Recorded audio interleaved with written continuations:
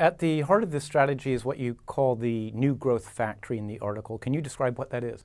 Absolutely. So at the core of it, the new growth factory is a way to systematize the pursuit of growth through innovation, particularly coming up with ideas that can transform existing markets or create entirely new ones. There are 6 key elements to the factory. The first is having the right raw materials.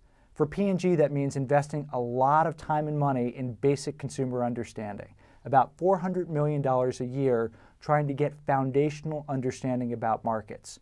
It means investing heavily in research and development, about $2 billion a year in R&D. It means its famous Connect and Develop program to get ideas from outside the company. The next part of the factory is what goes on the factory floor, where you can take those great raw materials and turn them into actual businesses, following a step-by-step process to take the materials, turn it into an idea, test that idea, and then bring it to the marketplace. You got to have skilled operators in a factory, people who know how to do this work, who've got experience with innovation and can do the right things to increase the chances of success. The fourth element is a process manual, a step-by-step guide that can help people do the work in the right sort of way. You got to make sure that this is all working in the right sort of way. So the fifth piece of the puzzle is a dashboard.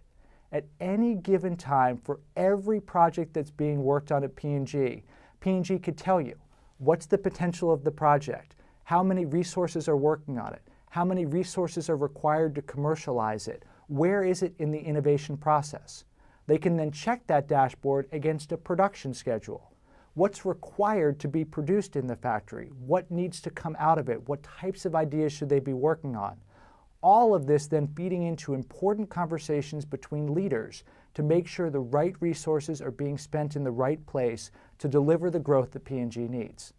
Can you describe how all these moving parts integrate to actually create an innovation and market test it? Absolutely. So let me give you a couple examples that I think will help bring it to life, and I'll give you 2 very different examples. The first one I'll talk about is Tide dry cleaning. So a few years ago, a team from P&G had an idea. The dry cleaning experience for most consumers in the United States is not a particularly pleasant experience. You go to the dry cleaner, it's not that convenient, it's not that nice inside the store, you got to park your car, you got to bring clothes in, and so on.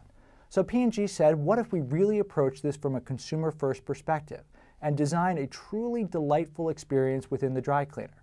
What if we had things like lockers where people could store their clothes? What if we created a drive-through window where people could drop off their clothes?